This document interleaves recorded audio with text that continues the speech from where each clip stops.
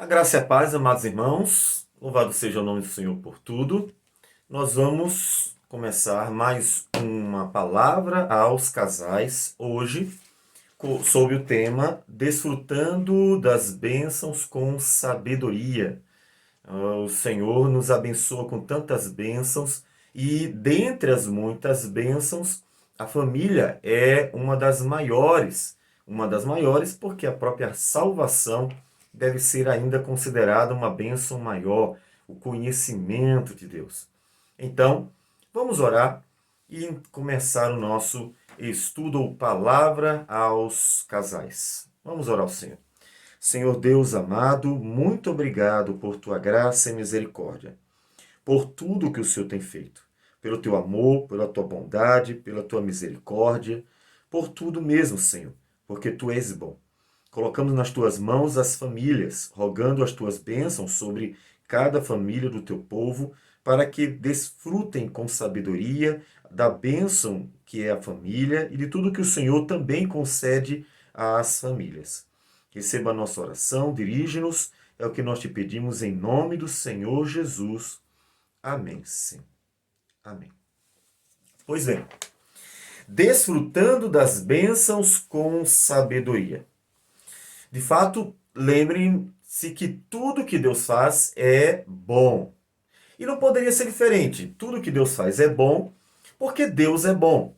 Nós encontramos esta afirmação em Gênesis 1:31, quando diz assim: Viu Deus tudo quanto fizera, e eis que era muito bom. Tudo que Deus faz é bom. Portanto, nós vemos nas obras de Deus a própria glória de Deus. Tudo que Deus faz glorifica o nome dele.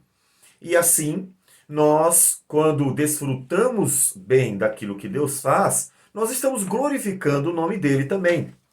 Lá em Tiago, capítulo de número 1, versículo 17, nos diz assim a palavra do Senhor: Toda boa dádiva e todo dom perfeito são lá do alto, descendo do Pai das luzes, em quem não pode existir variação ou sombra de mudança. Deus faz coisas boas, nos concede coisas boas para glorificar o nome dele. E nós precisamos estar atentos a essas coisas boas. Lá no Salmo de número 111, nós temos esse chamado a observar as maravilhas do Senhor, porque, inclusive, não tem sido comum em nossos dias essa observação das maravilhas do Senhor. Isso é triste. Deus faz coisas maravilhosas e nós deveríamos observar as coisas maravilhosas que Deus faz. No Salmo 111 diz assim: Aleluia, de todo o coração renderei graças ao Senhor, na companhia dos justos e na assembleia. Grandes são as obras do Senhor, consideradas por todos os que nelas se comprazem.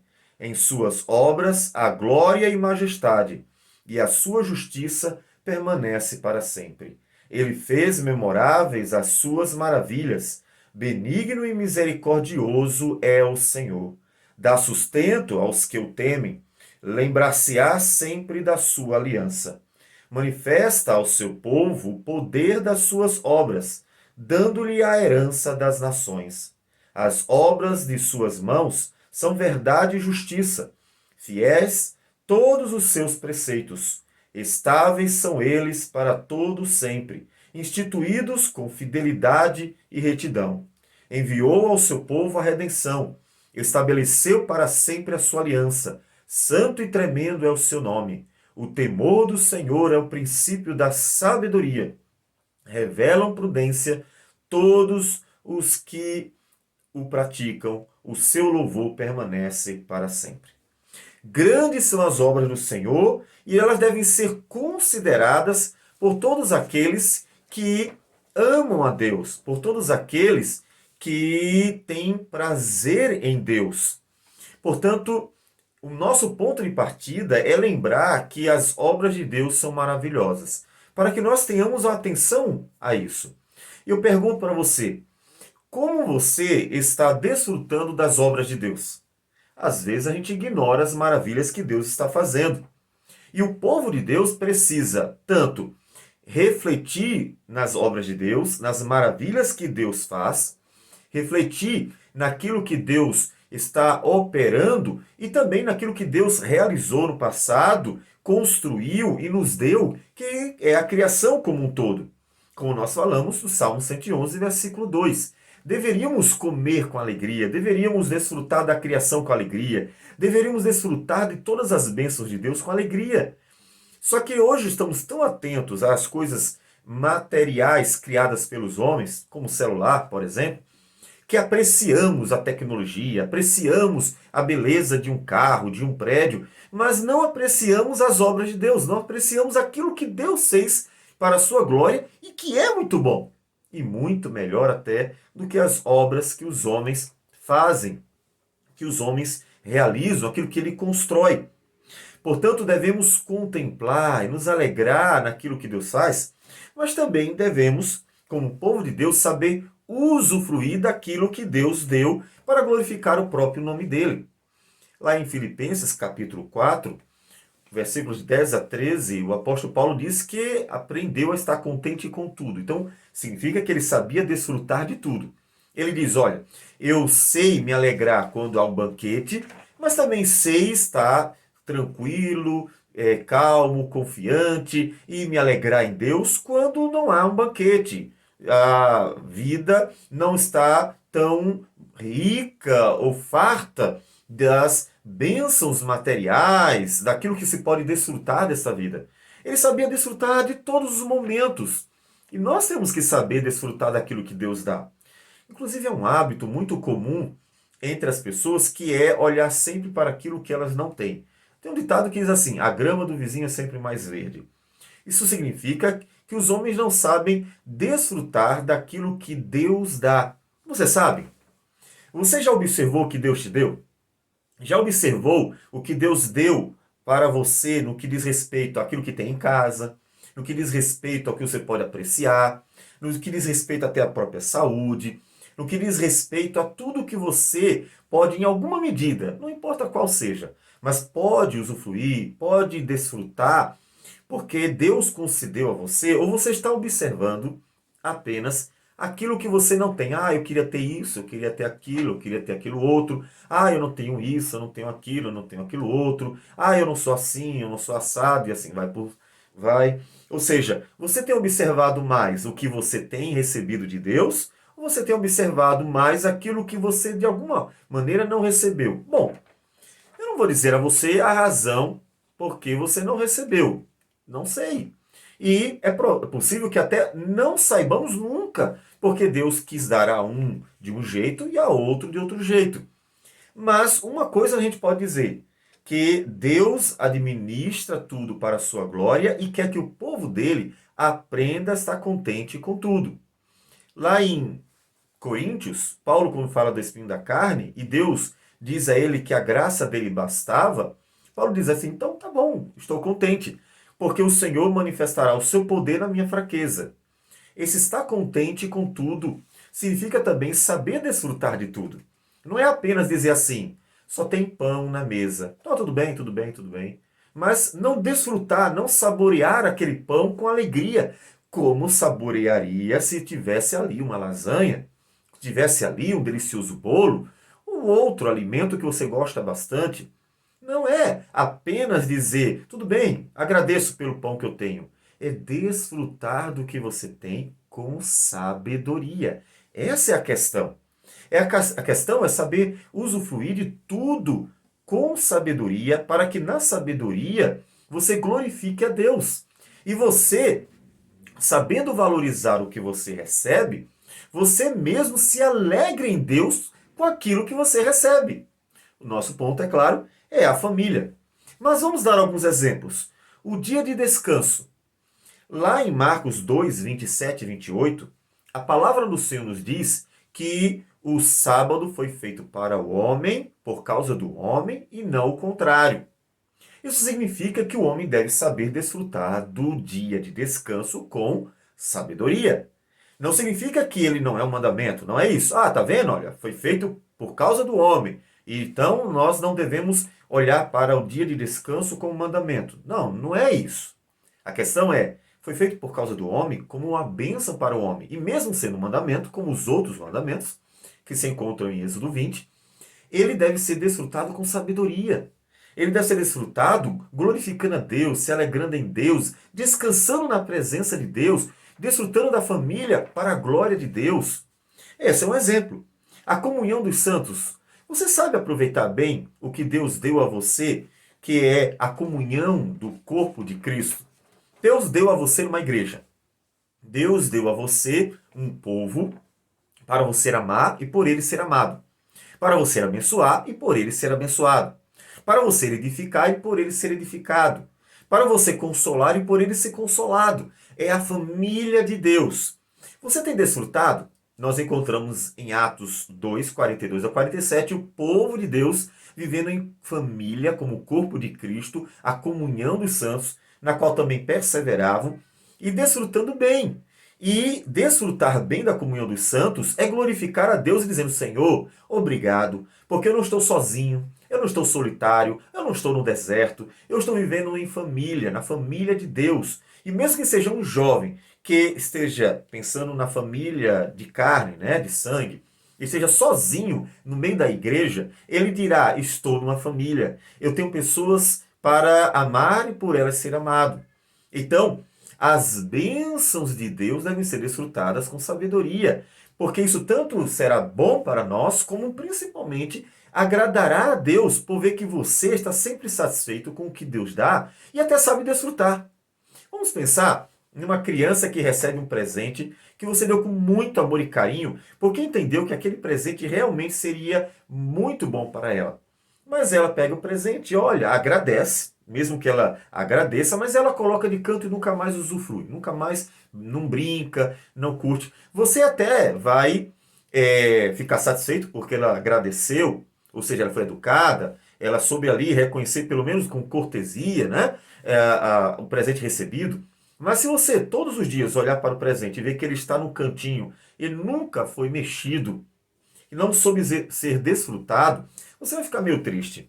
Puxa, gastei tanto, fiz de tudo para dar o melhor, e ela nem sequer brinca, nem se importa, você vai ficar triste.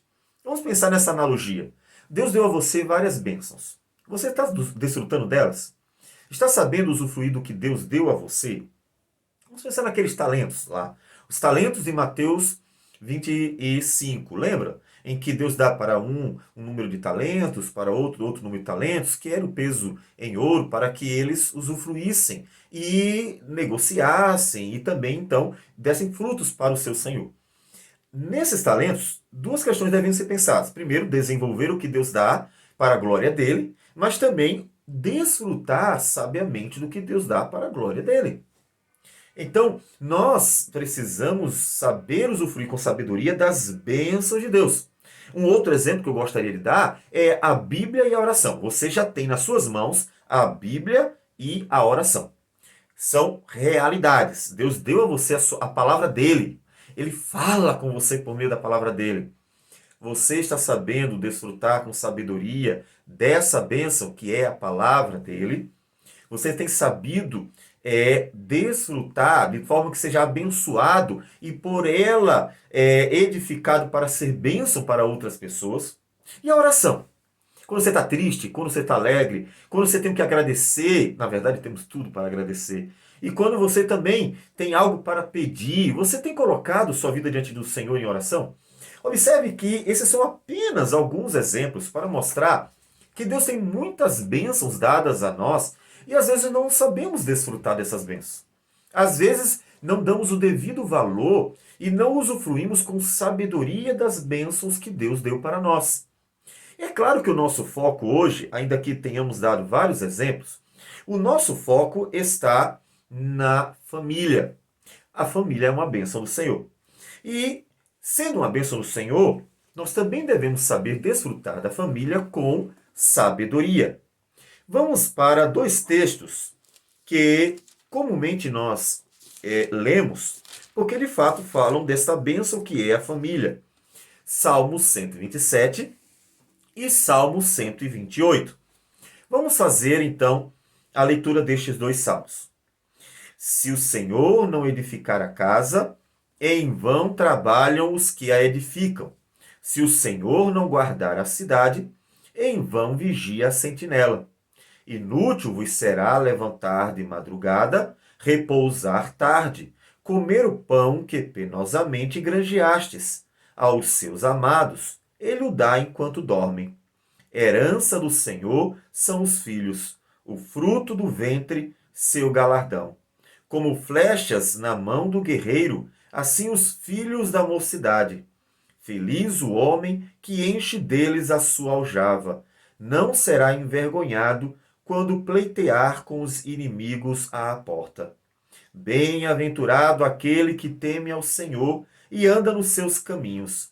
Do trabalho de tuas mãos comerás. Feliz serás e tudo te irá bem.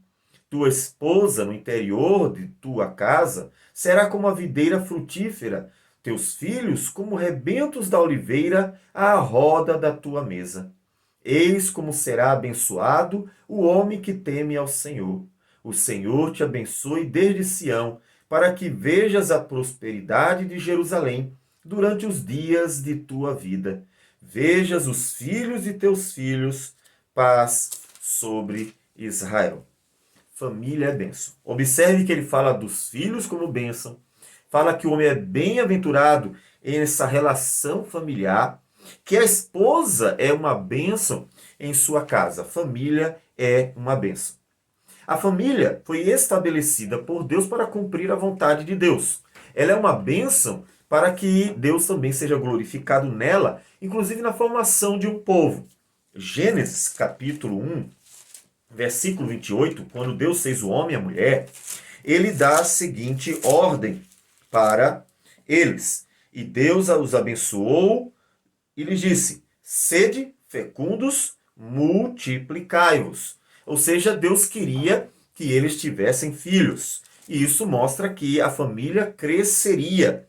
E em Efésios capítulo 2, versículo 19, nós vemos o propósito de Deus nesse desejo e mandamento para que o homem e a mulher se multiplicasse. Ele diz assim: assim já não sois estrangeiros e peregrinos, mas concidadãos dos santos, e sois da família de Deus. Ou seja, Deus queria a formação de um povo, e ali nós encontramos um povo que é inclusive chamado de família de Deus. Veja Deus abençoando o homem e a mulher com a família para cumprir um propósito divino, que é a formação de um grande povo, uma grande família chamada de família de Deus. Mas Deus também deu ao homem a família para o abençoar, como nós encontramos lá em Gênesis capítulo 2, versículo de número 18 a 25. Disse mais o Senhor Deus: não é bom que o homem esteja só. Far-lhe-ei uma auxiliadora que lhe seja idônea. Havendo, pois, o Senhor Deus formado da terra todos os animais do campo e todas as aves dos céus, trouxe-os ao homem para ver como este lhe chamaria. E o nome que o homem desse a todos os seres viventes, esse seria o nome deles. Deu nome o homem a todos os animais domésticos, às aves dos céus e a todos os animais selváticos. Para o homem, todavia, não se achava uma auxiliadora que lhe fosse idônea. Então, o Senhor Deus fez cair pesado sono sobre o homem, e este adormeceu, tomou uma das suas costelas e fechou o lugar com carne. E a costela que o Senhor Deus tomara ao homem, transformou-a numa mulher e lhe a trouxe. E disse o homem: esta, afinal, é osso dos meus ossos e carne da minha carne, chamar-se-á varoa, porquanto do varão foi tomada. Por isso deixa o homem pai e mãe e se une à sua mulher, tornando-se os dois uma só carne. A bênção da família é uma bênção também para a alegria do homem. Deus abençoou o homem com a família. Portanto, devemos olhar para a família como uma bênção de Deus para as nossas vidas, assim como também para a glória de Deus. E dentro da família, nós temos várias relações. Nós gostaríamos, de, então, falar dessas relações. Dentro dessas relações familiares, nós temos a relação conjugal. A relação conjugal é uma bênção de Deus e devemos olhar assim. Vejamos alguns textos, como Provérbios, capítulo de número 18, versículo 22, nos fala da seguinte forma sobre o casamento, ou a dádiva da mulher. O que acha uma esposa, acha o bem e alcançou a benevolência do Senhor. Veja que ele considera a dádiva da mulher, como foi lá no caso de Adão e Eva, como uma bênção de Deus. Você tem sabido desfrutar da relação conjugal? Deus deu a você um marido ou uma esposa. Deus deu uma relação conjugal. Como você tem tratado? Como você tem usufruído desta bênção de Deus? Você tem usufruído com sabedoria ou você tem desprezado? Você tem usufruído com sabedoria e se alegrado no Senhor e glorificado a Deus? Ou você tem simplesmente deixado de canto essa bênção de Deus? Há outros textos que falam da relação conjugal como uma bênção que traz alegria, satisfação, prazer também na relação íntima, mas de uma forma geral. Provérbios capítulo 5, versículos 18 e 19, nos diz assim: Seja bendito o teu manancial e alegra-te com a mulher da tua mocidade. Corça de amores e gazela graciosa, saciem-te os seus seios e em todo o tempo embriaga-te sempre com as suas carícias. Veja que ele sempre fala da relação conjugal como uma bênção. Lá em Cantares, e aí o livro todo, nós encontramos a alegria, o prazer, a satisfação, o amor compartilhado entre o marido e a esposa. Alguns textos, como Cantares 1, versículo 2, diz: Beija-me com os beijos de tua boca, porque melhor é o teu amor do que o vinho. Ele não está falando isso com tristeza, mas com grande alegria, com satisfação. Na verdade, ela, né, a esposa, falando para o esposo.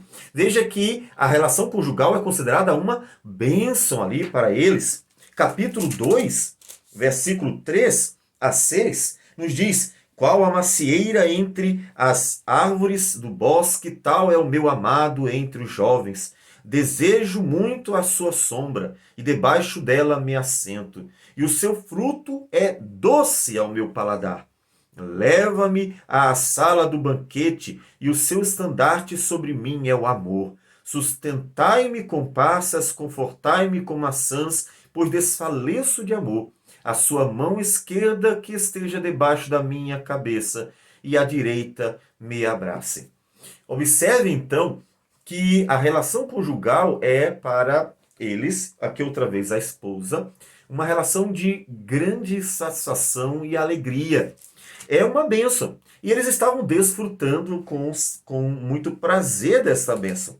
No capítulo 8 ainda, versículo de número 7, diz agora o esposo: As muitas águas não poderiam apagar o amor, nem os rios afogá-lo.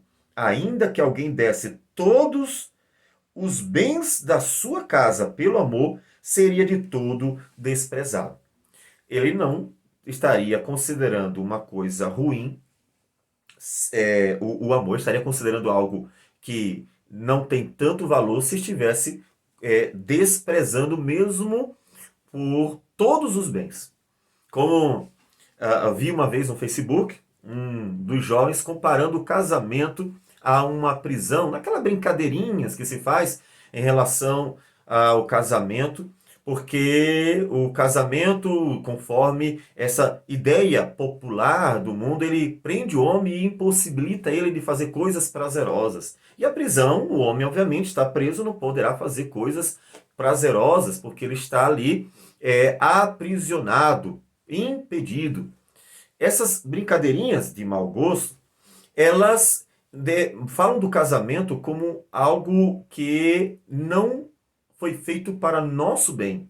Só que esse aqui, o esposo, diz que não trocaria nem mesmo todas as bênçãos. Ele não trocaria tudo que uma pessoa pode dar a ela. Imagine uma fortuna, milhões, bilhões. Pessoas pudessem dar tudo para ele. Ele diz: eu não trocaria o amor, eu não trocaria a alegria, a satisfação, a bênção da relação familiar, e aqui especificamente conjugal, que ele desfrutava. E olha que era um rei, né? Então imagine que ele não está falando sem conhecimento de ter muitas coisas. Salomão teve de tudo. E ele diz: eu prefiro o amor que tenho, a alegria que tenho dessa relação conjugal cheia e adornada de amor, do que todos os bens que eu tenho, do que todos os prazeres que eu posso desfrutar por meio dos bens materiais. Ele considerou que a alegria do casamento era ainda melhor.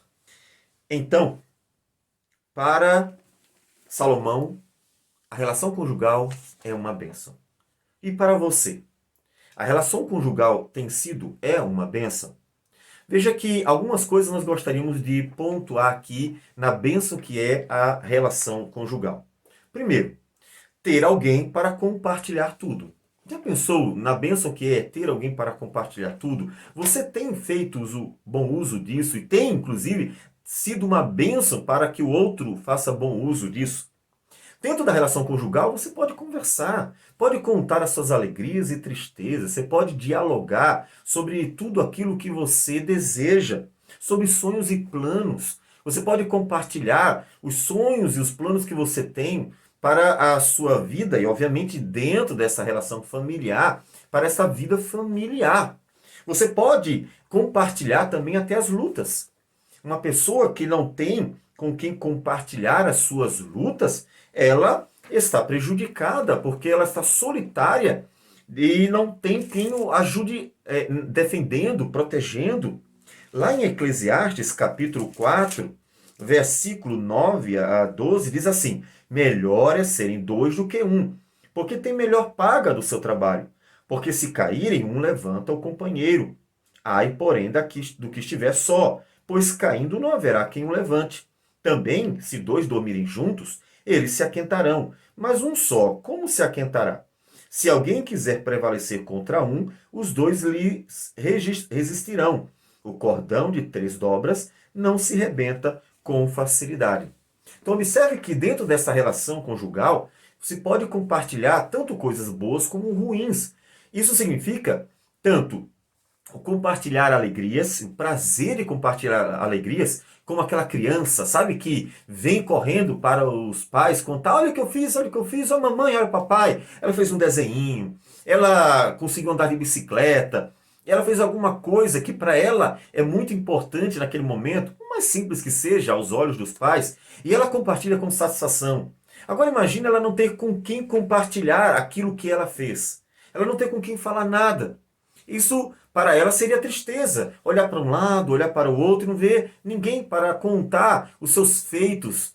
E dentro da relação conjugal, a ideia é que tem com quem compartilhar, conversar, compartilhar todas as coisas. E no momento da luta, em que tem que lutar contra algo, ter alguém que ajuda a lutar.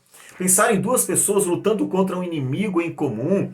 Pensar em duas pessoas lutando contra um adversário que pode ser muito forte para uma pessoa só, mas para duas já não será tão forte assim. Ou mesmo ter que resistir, passar por angústias e tribulações que causarão tristezas, trarão lágrimas, e que podem desanimar em algum momento da vida, e o outro poder estar ali para tanto compartilhar e contar o que está sentindo, contar tudo o que está passando e também receber um ânimo. É bem interessante que a busca por psicólogos tem aumentado muito. Só que dentro de casa você já poderia ter uma pessoa, um psicólogo, para contar tudo. Porque, ainda que eu não vá dizer que só isso o psicólogo faz, todavia, o psicólogo tem uma grande importância em ouvir as pessoas. Esse é um grande papel dele.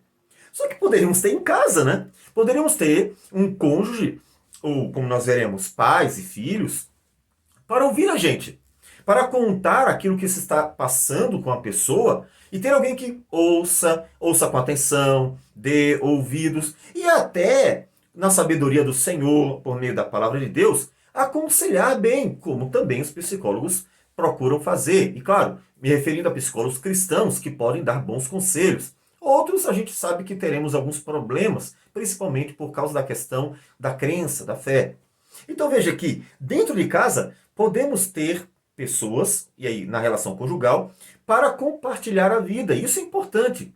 Então minha pergunta é, já que o título é Desfrutando das Bênçãos com Sabedoria, Você está desfrutando bem da relação conjugal? Tem sido uma bênção para você? Você tem sido uma bênção para outra pessoa? Você conversa? Você ouve quando a pessoa quer conversar? Você conta sonhos e planos e ouve sonhos e planos, compartilhando alegrias que você tem? Você ajuda nas lutas e também pede ajuda quando está lutando? Você, nas tribulações, vai ao divã do cônjuge e então conta suas angústias, suas mágoas? Não é bater no outro. Você não vai ao psicólogo e simplesmente pega o divã e atira no psicólogo e diz assim, é que eu tô com raiva e eu tenho que compartilhar tudo e começa então a bater e fazer. Você não tem coragem de fazer isso. Você tem coragem? Não, eu tenho certeza que você não faria isso. Mas em casa, às vezes, a pessoa faz. E aí a desculpa que tem, a justificativa é, que eu tô chateado, tô triste, você tem que aguentar. Mas se você fosse um psicólogo, você não faria isso. Porque a verdade é que não é justo, não é assim. Contar as lutas ou as tribulações, as angústias, o que você está passando, não é machucar, ofender e bater no cônjuge porque eu gostaria de bater no seu chefe. Ah, eu queria dar um murro no meu chefe, então eu vou fazer isso em casa, porque já que eu não posso dar um murro no meu chefe, eu vou dar um tapa no meu marido, na minha esposa. Ah, eu gostaria de me vingar de pessoas que estão fazendo mal lá fora, então como eu não posso fazer isso lá fora, vou fazer em casa. Isso não é sabedoria. Você não está desfrutando com sabedoria da relação conjugal quando você está maltratando a relação conjugal, assim como também quando você não está desfrutando das bênçãos da relação conjugal. Desfrutar bem daquilo que Deus deu a você, uma pessoa para conversar, é conversar com ela. Desfrutar bem daquilo que Deus deu a você, que é uma pessoa para você compartilhar sonhos e planos, é ouvir e falar os sonhos e planos. De ter alguém para compartilhar os momentos de lutas ou tribulações, é ir lá e pedir ajuda ou contar, ou mesmo até ser alguém que vai estar disposto a lutar junto e ouvir as angústias com sabedoria, de forma que nem machuque o outro, mas também não deixe de desfrutar dessa bênção. E há muitas pessoas não estão sabendo desfrutar disso. Quando tem dentro de casa. E aí eu repito, o número de pessoas procurando psicólogos, tendo em casa um cônjuge ou uma família para fazer de uma certa forma esse papel, mostra que as famílias não estão sabendo, ou vamos botar os cônjuges, né? Não estão sabendo desfrutar da própria relação conjugal. Isso não é estranho? Então, o que eu já instigo você a fazer, você é casado? É casado? Vai ao seu marido ou esposa e começa a usufruir desse primeiro ponto. O compartilhar dessas bênçãos. Conversar, compartilhar sonhos, lutas, tribulações, necessidades, contar as necessidades pessoais, tanto as necessidades mais básicas como as necessidades íntimas do casal, na relação íntima do casal. E as alegrias também. Olha a minha conquista, fui promovido, aconteceu isso no trabalho, me dei bem aqui, consegui fazer tal coisa. As conquistas, as alegrias, aquilo que foi feito de bom.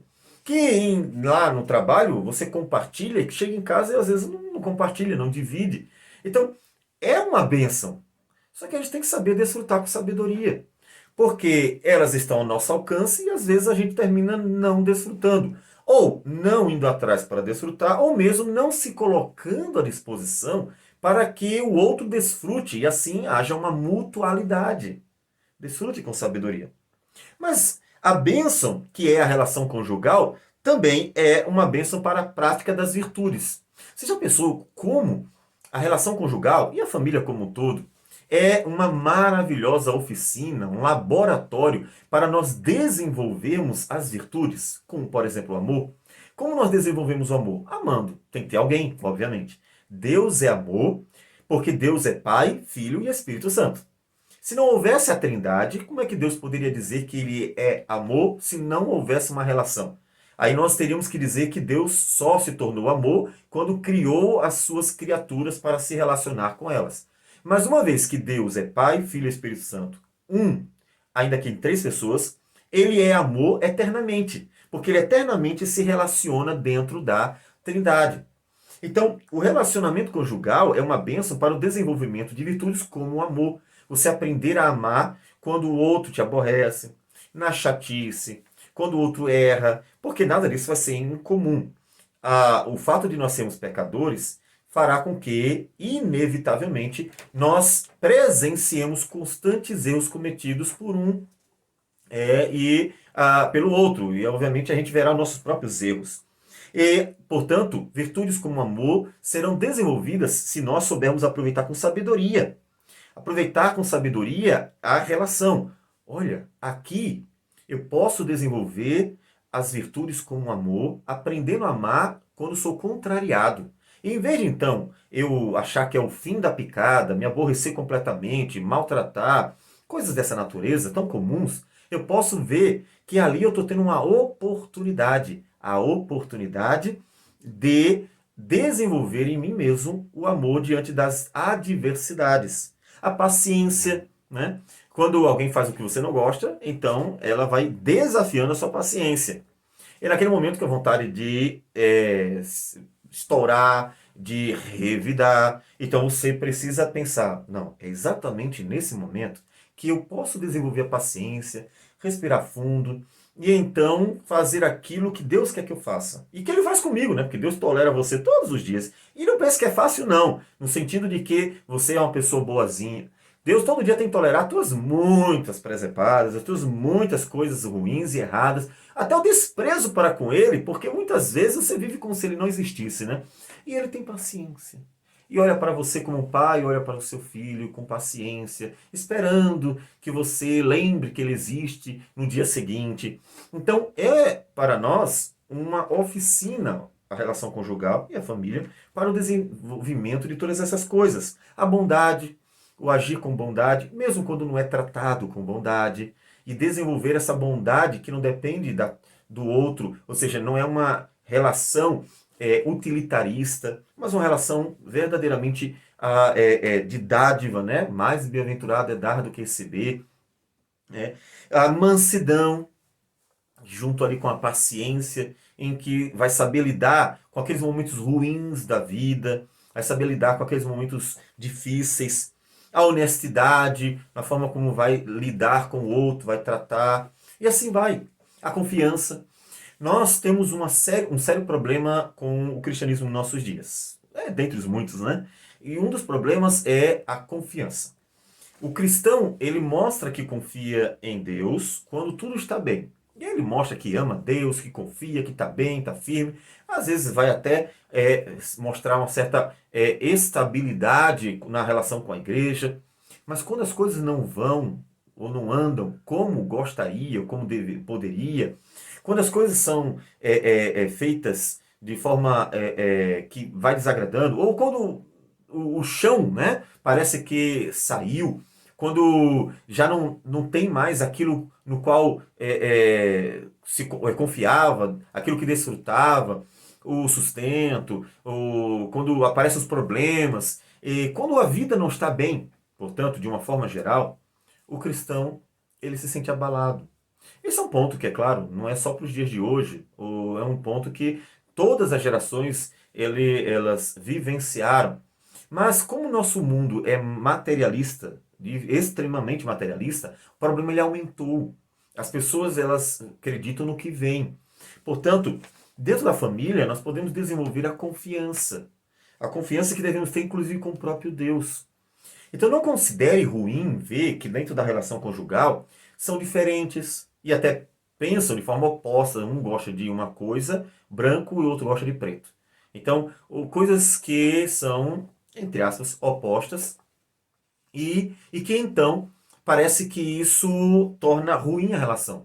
Não, mas se a relação conjugal é um laboratório para o desenvolvimento das virtudes, tais desafios eles podem e devem ser vistos também como proveitosos, porque é exatamente neles que nós vamos desenvolver as virtudes.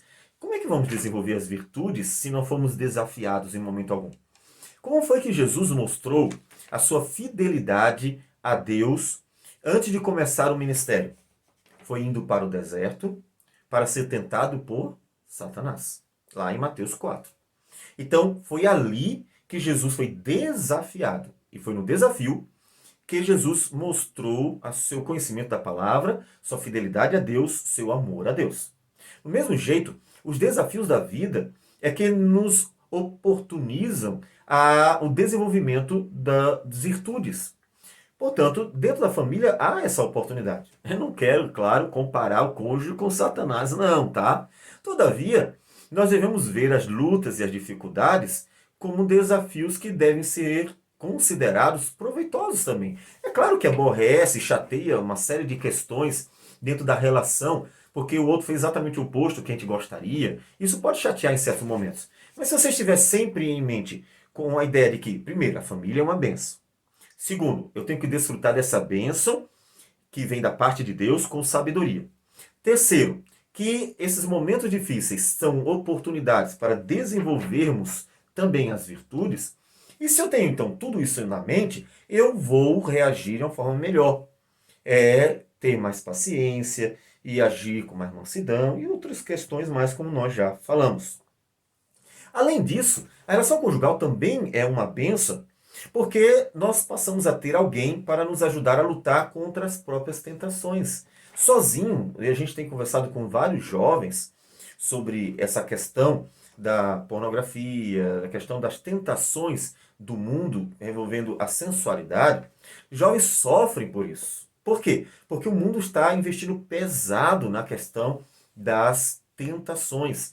E no casamento, o jovem ele já não está mais solitário, porque ele vai ter uma companheira ou um companheiro, um cônjuge, para ajudar nessa luta, para satisfazer uma necessidade, para conversar sobre o assunto, para orar pelo cônjuge, para estar fortalecendo, motivando, animando. Isso é uma bênção. Veja, até nisso o casamento ele se mostra uma bênção.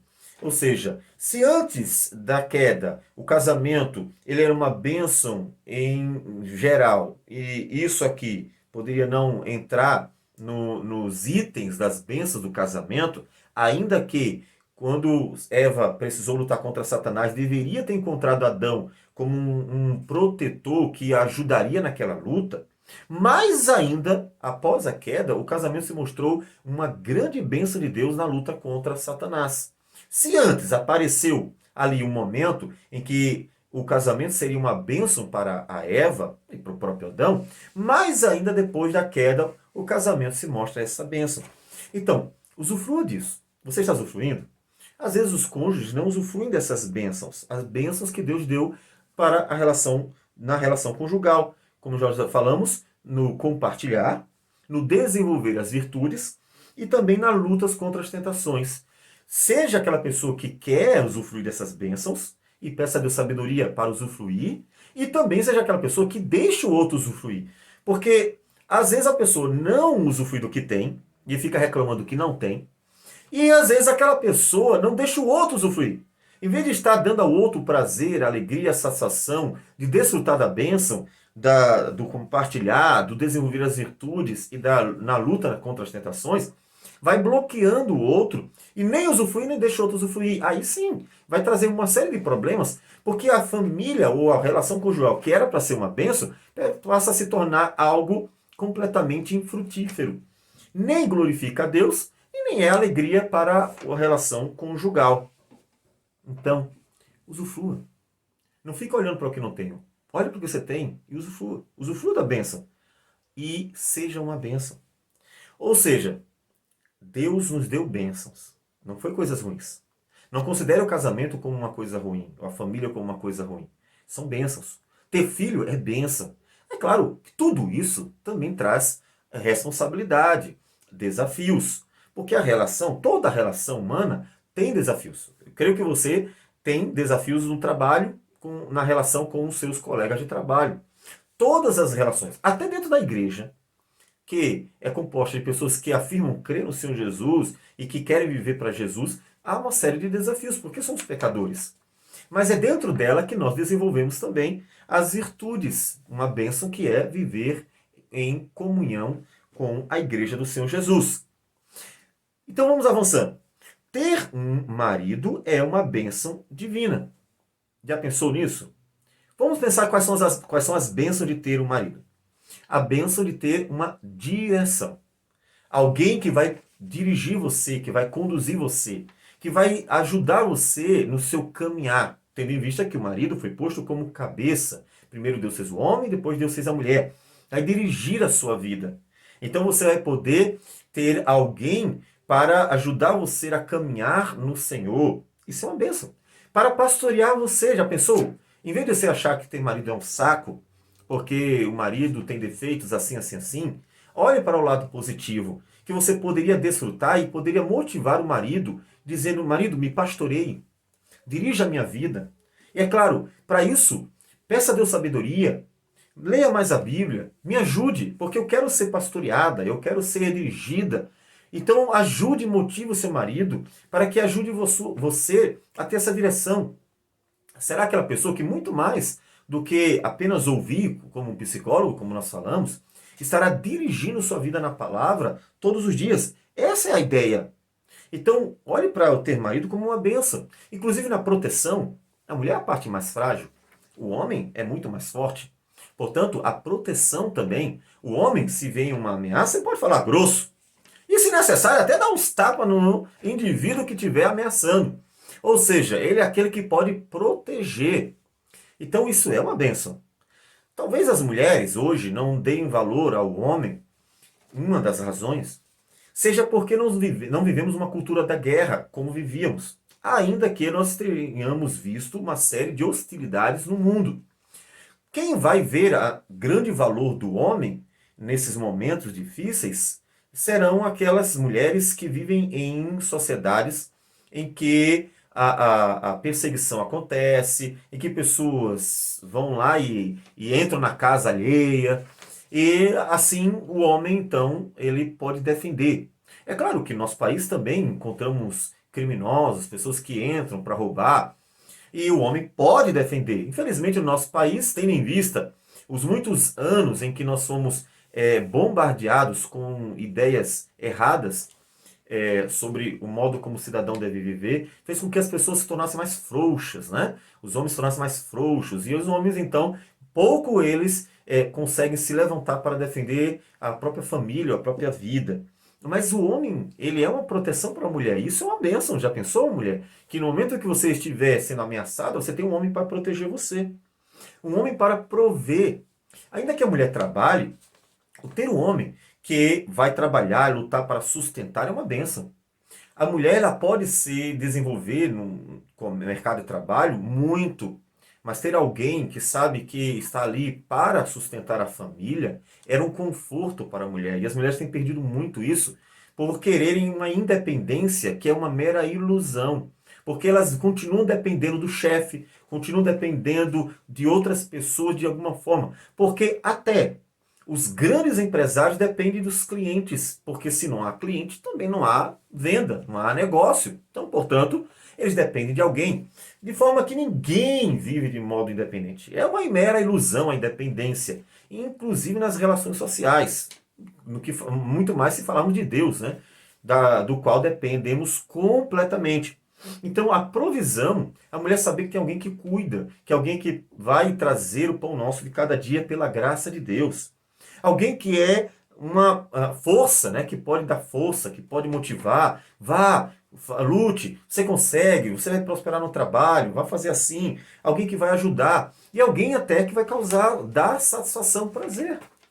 Portanto, o marido é uma bênção.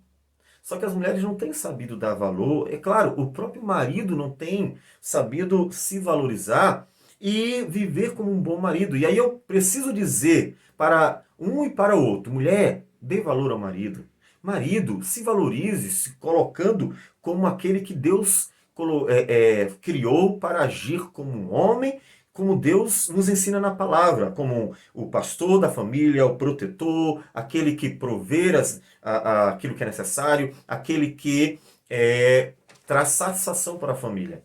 Então, marido, veja a sua própria função como Deus vê, como Deus quer que você veja. Seja uma bênção, para que a mulher usufrua com sabedoria dessa bênção que é o marido.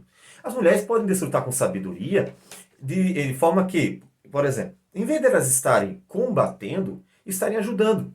Às vezes a mulher, em vez de estar dizendo ao marido, olha, você poderia fazer assim, vamos orar, vamos ler a Bíblia, vamos fazer desse jeito, e procurar ajudar quando a mulher, de fato, ela conhece o Senhor, e às vezes o marido não conhece, quando a mulher está aprendendo mais, ela pode dar ao marido, com sabedoria, orientações.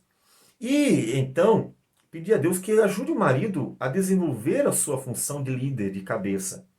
Em vez de fazer isso, muitas mulheres vão lá e brigam, fazem confusão, reclamam demais, achando que fazendo isso elas vão estar corrigindo o problema, que é, por exemplo, a falta de iniciativa do marido. Mas vão criar mais problema, porque vão aborrecer um homem, e aí o homem vai ficar chateado de um lado, ela chateada do outro, e não resolve coisa nenhuma. Então, mulher, usufrua com sabedoria da bênção que é o marido. Mas a esposa também é uma bênção divina. Veja que lá em Gênesis capítulo 2, Deus fez a mulher para dar como presente ao homem. Foi dado como uma bênção. Deus só faz coisas boas. Então, tanto o homem foi feito bom, muito bom, tudo que Deus faz é muito bom, como a mulher também. Então o marido pode e deve desfrutar da bênção que é ter a mulher. O que a mulher pode dar ao marido? Um auxílio.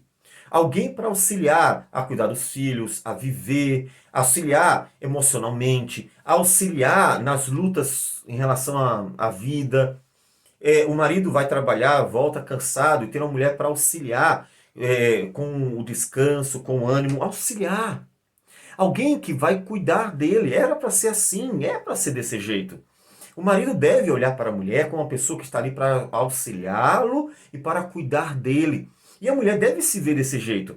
De forma que quando um se vê como Deus quer, ou seja, para cumprir seu papel, quer o marido, quer a esposa, quando o outro vê o cônjuge como Deus quer que seja visto e vai lá para usufruir das bênçãos que é, os dois se alegram. Porque os dois cumprem o papel e os dois usufruem do papel que Deus deu com alegria. E aí então o homem encontra na mulher o auxílio verdadeiro, o cuidado, o alívio diante da vida cansativa no trabalho, da jornada difícil que é a vida por causa do pecado que entrou no mundo. Então a mulher se torna um alívio, além do próprio prazer, como o homem dá à mulher e a mulher dá ao homem. Observe que se ambos forem desfrutando com sabedoria da relação conjugal, os dois se alegram no Senhor. De forma que a relação conjugal se torna uma bênção para ambos. E Deus é glorificado nisso. O problema é que o homem e a mulher, muitas vezes, não sabe desfrutar da bênção que tem. E em vez de ser uma bênção e desfrutar desta bênção que Deus deu, terminam por olhar para aquilo que não tem.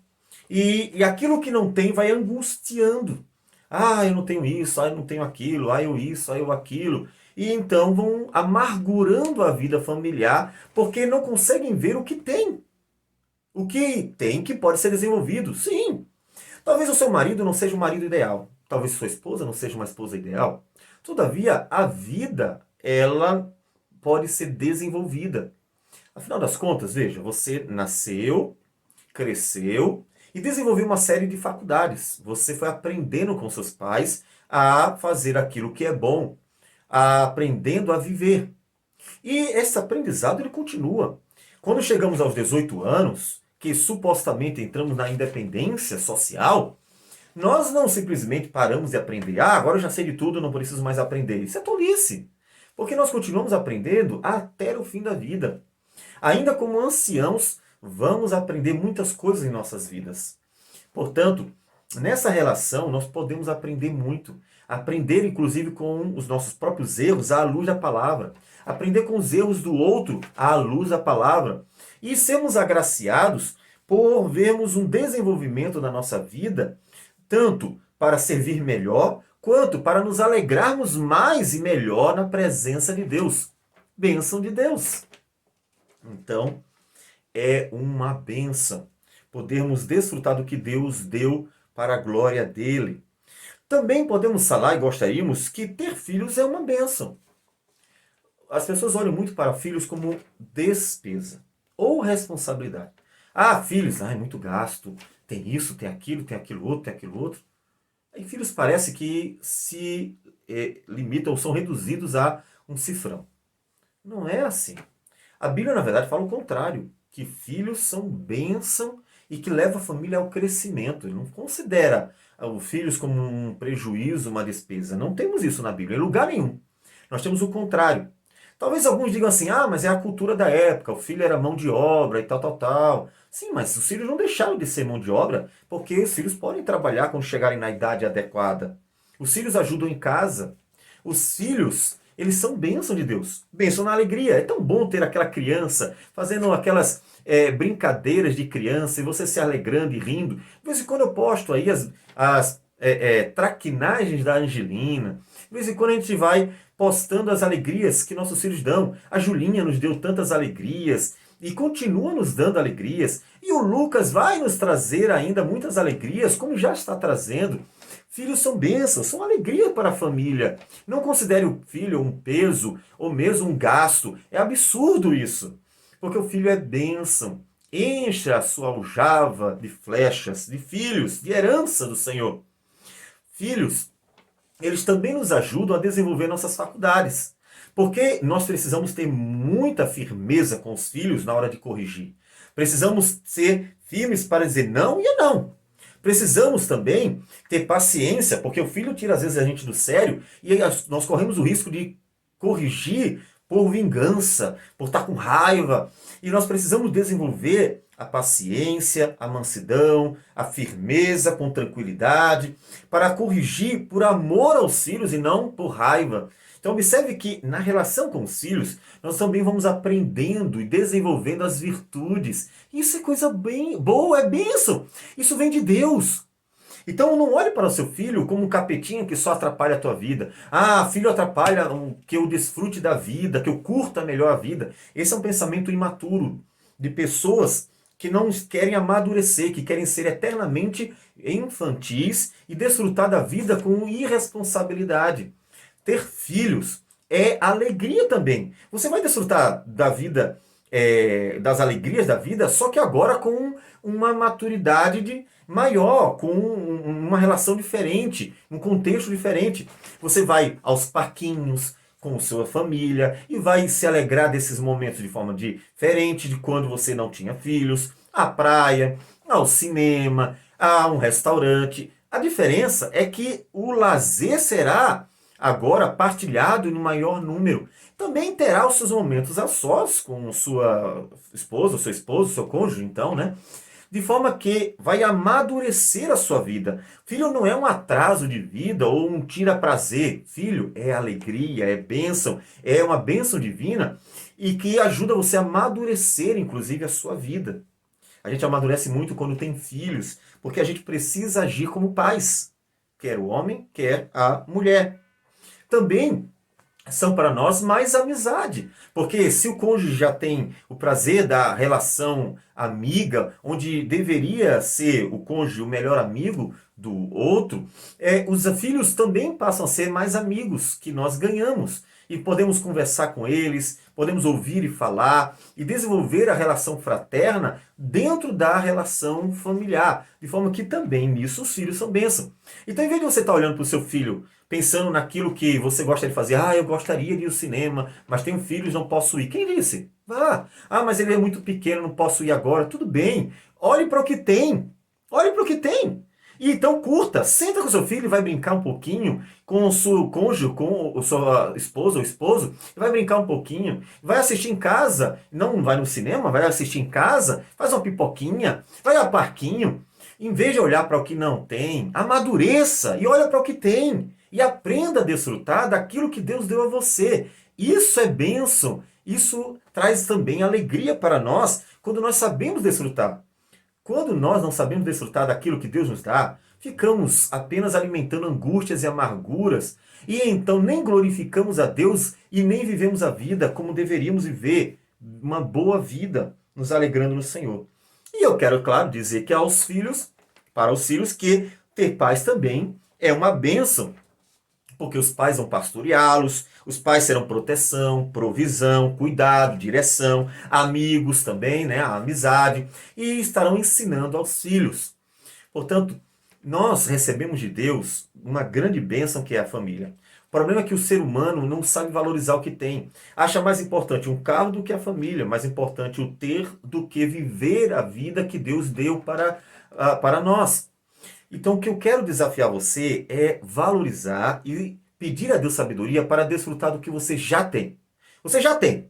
Então, não tenho que questionar acerca do que você recebeu. Já tem, ponto final.